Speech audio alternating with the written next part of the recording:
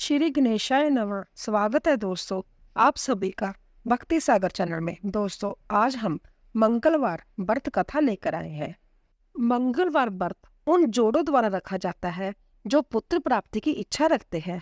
अन्य लाभों में भी परिवार में खुशी शामिल है। जो लोग ज्योतिष में विश्वास करते हैं वह मंगल ग्रह से जुड़े हानिकारक प्रभावों को कम करने के लिए इसका उपवास रखते हैं। मंगलवार का पूरे दिन का उपवास होता है। भक्त जो मंगलवार का उपवास करते हैं वह केवल एक ही समय भोजन लेते हैं, जिसमें आमतौर पर गेहूं और गुड़ से बना कोई भी भोजन शामिल होता है। अधिकांश हिंदू बिना अंतराल के 21 मंगलवार तक उपवास रखते हैं। मंगलवार उपवास हनुमान और मंगल को संतुष्ट करने के लिए है, जो इस दिन पर शासन करते हैं और जिसके इसका नाम पड़ा है। मंगल को एक परेशानी निर्माता माना जाता है और उपवास बुराइयों और समस्याओं को दूर करने के लिए किया जाता है, जो हमारे रास्ते में बिखरे हुए हैं और खुशी का रास्ता बनाते हैं। इस व्रत के पीछे मूल मान्यता ये है कि भगवान हनुमान अपने भक्तों को जीवन में आने वाली कठिनाइयों से उबरने में मदद करते हैं, खासतौर पर मंगल ग्रह के हस्तक्षेप से होने वाली कठिनाइयों से। इसके अलावा पुत्र प्राप्ति की इच्छा रखने वाले जोड़े भी इस व्रत को सख्ती से पालन करते हैं। भगवान मंगल 9 ग्रहों में से नवग्रहों में से एक है। उन्हें अंगारक और कुंज नामों से भी जाना जाता है। उन्हें पृथ्वी या भूमि पृथ्वी देवी का पुत्र माना जाता है। वह शक्ति, वीरता और साहस से जुड़े हैं। भगवान मंगल धर्म के रक्षक और जीवन के उद्देश्य है।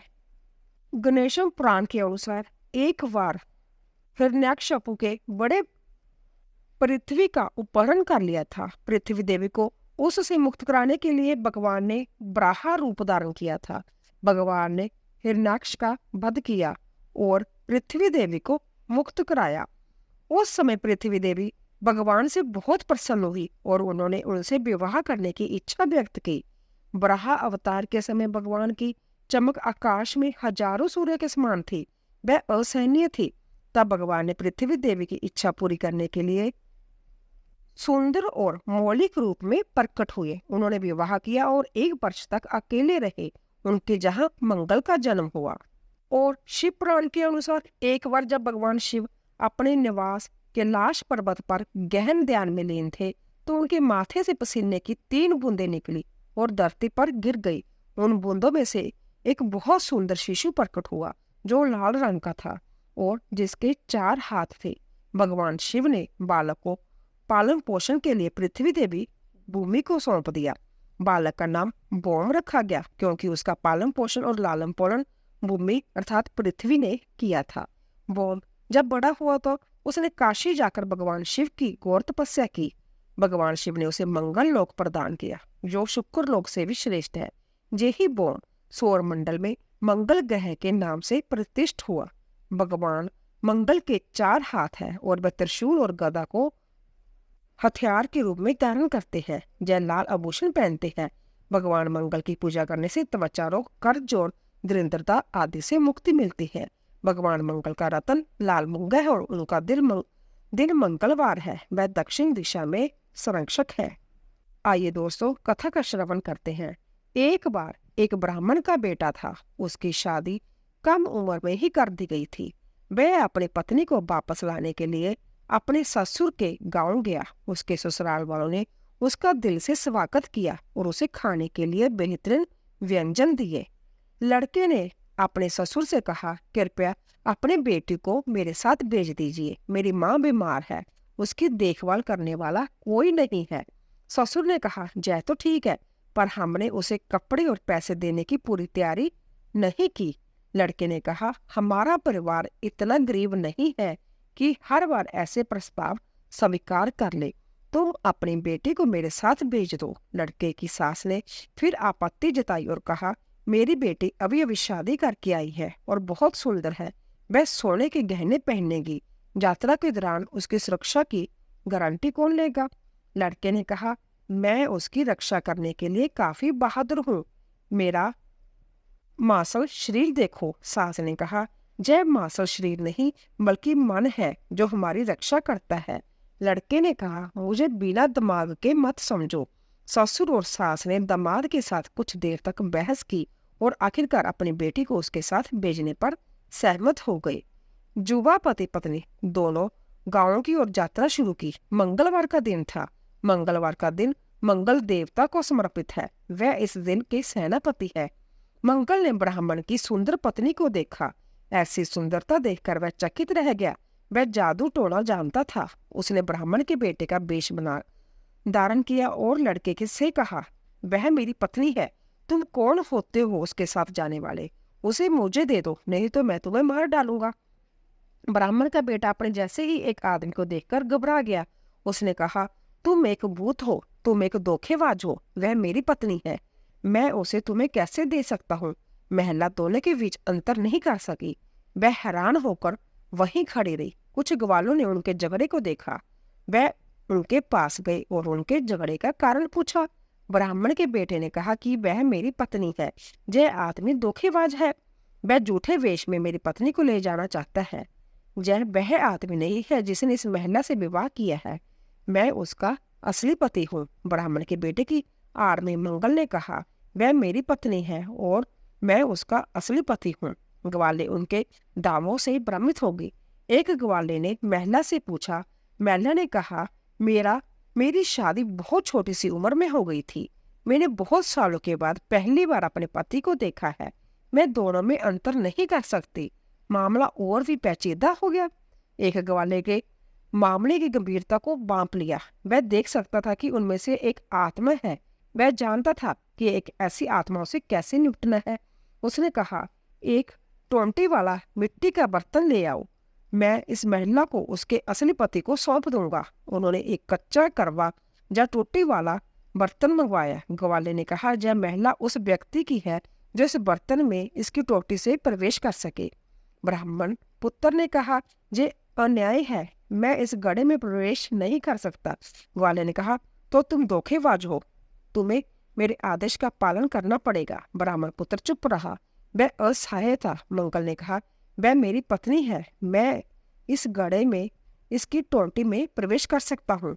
चतुर ग्वाले ने कहा, यदि तुम इस गड्ढे में प्रवेश करोगे तो वह तुम्हारी पत्नी हो जाएगी। मंगल एक आत्मा के रूप में था। वह अपने शरीर को किसी भी आकार में बदलने की कला जानता था। वह टोंटी के माध्यम से बर्तन में प्रवेश कर गया। चरवाहे ने टोंटी को एक तंग कारक से बंद कर दिया। मंगल बर्तन में कैद हो गया। वह इससे बाहर नहीं आ सकता था। उसका बच पाना असंभव बनाने के लिए चरवाहे ने जमीन में एक गहरा गड्ढा खोदा और उस मिट्टी के बर्तन को उसमें डाल दिया और गड्ढे को भर दिया। ब्राह्मण का बेटा खुश था। उसने चरवाहे को उसकी बुद्धिमत्ता और ज्ञान के लिए धन्यवाद किया।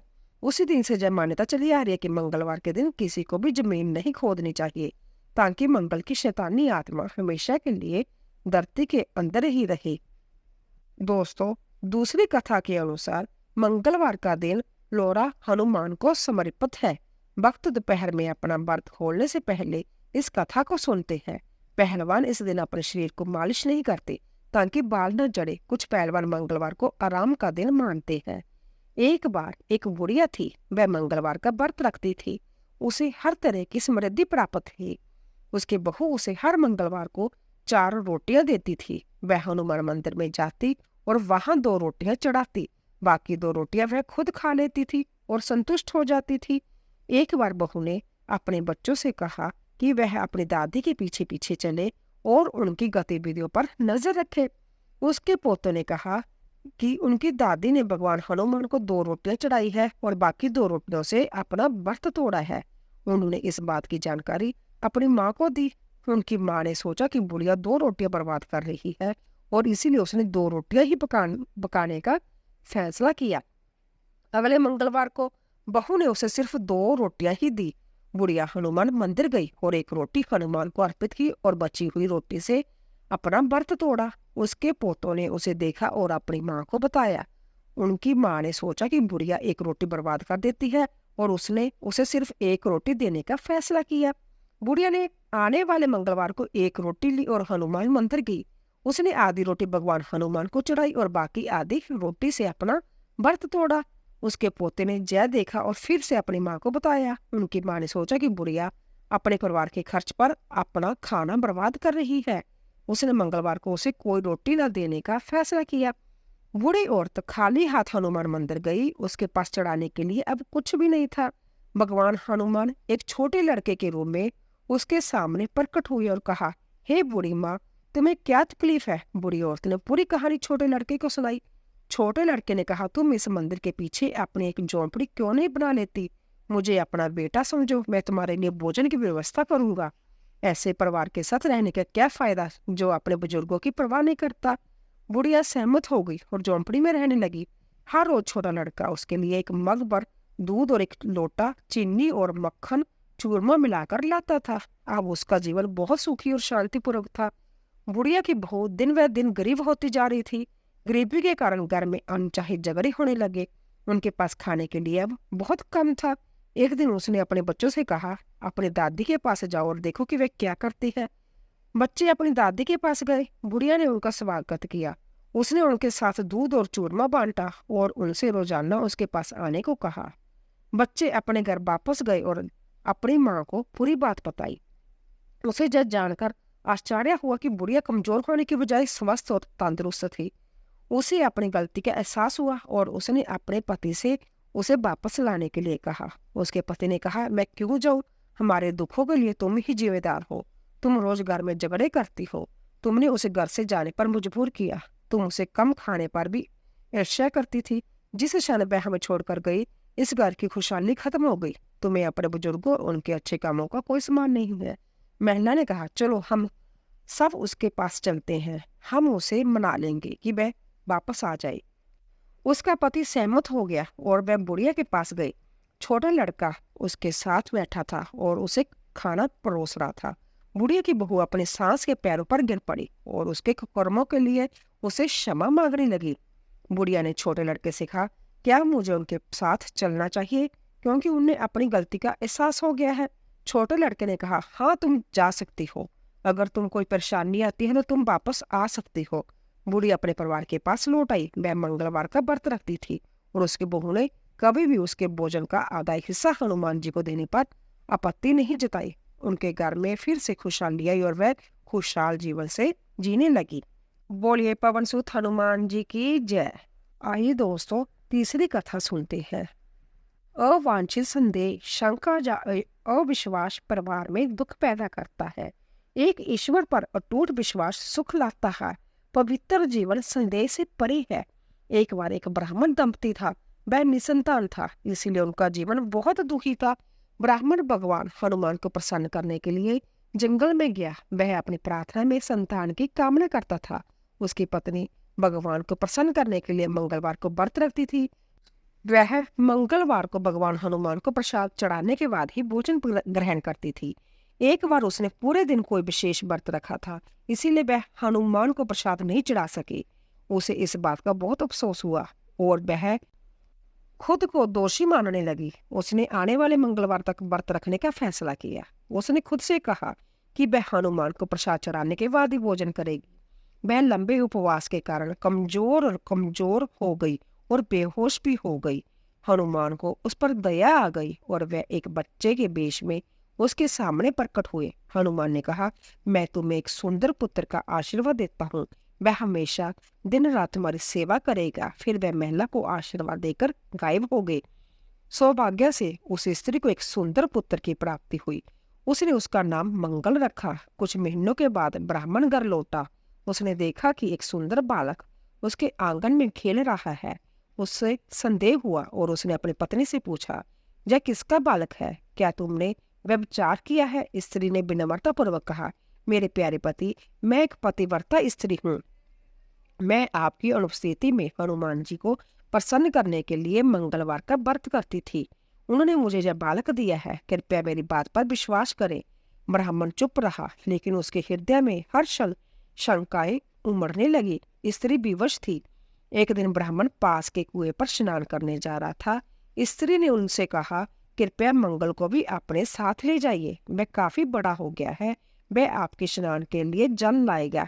वह आपकी पीठ भी सहलाएगा। ब्राह्मण ने सहमति जताते हुए लड़के को अपने साथ ले लिया। उसने सोचा कि यह अच्छा मौका है कि उसे कुएं में धकेल दिया जाए और पापी बच्चे से हमेशा के लिए छुटकारा मिल जाए। जब लड़का पानी लाने जा रहा था तो ब्राह्मण ने लड़के को कुएं में धकेल दिया और घर लौट आया। महिला को ये देखकर बहुत आश्चर्य हुआ कि ब्राह्मण के कंधे पर गीली धोती नहीं थी। उसने पूछा, क्या तुमने स्नान कर लिया? ब्राह्मण ने कहा, हाँ। महिला ने कहा, कृपया मुझे अपनी गीली धोती दे दो ताकि मैं उसे दागे पर फैला सकूं। ब्राह्मण असमझ में पड़ गया। उसने ग्लानि हो रही थी। वह कुछ शब्द बुदबुदाया और घर से बाहर निकलने की कोशिश की। पत्नी ने कहा, मेरा मंगल कहाँ है? मेरा मंगल कहाँ है? हे मंगल, अगर मैं एक सती हूँ और तुम मेरे सच्चे बेटे हो तो मेरी आंखों के सामने प्रकट हो जाओ। पत्नी और पति दोनों को बहुत आश्चर्य हुआ जब मंगल द्वार पर प्रकट हुआ। उसने अपनी माँ को गले लगाए और अपने पिता के पैर छुए। तभी भगवान हनुमान ने ब्राह्मण के सपने में आकर कहा, हे बेचारे प्राणी, मैंने तुम्हें पुत्र का वरदान दिया है और तुम अपनी पत्नी पर व्यभिचार का संदेह कर रहे हो। तुम्हें इसके लिए खेद होना चाहिए। ब्राह्मण को अपनी गलती का एहसास हुआ। उनकी पत्नी ने नियमित रूप से मंगलवार का व्रत रखा। इसके बाद से वह सुखी जीवन जीने लगे। ऐसा कहा जाता है कि जो कोई भी इस कथा को पढ़ता या सुनता है या किसी को सुनाता है और नियमित रूप से व्रत रखता है, भगवान हनुमान उसे बाजू के बुरे प्रभावों से बचाते हैं और सभी सुख प्रदान करते हैं। बोलिए संकट मोचन हनुमान की जय। तो दोस्तों, आशा करती हूँ कि आपको हमारी कथा अवश्य पसंद आई होगी। प्लीज जाने से पहले कमेंट बॉक्स में जय सिया राम अवश्य लिखिए। आप सभी का धन्यवाद।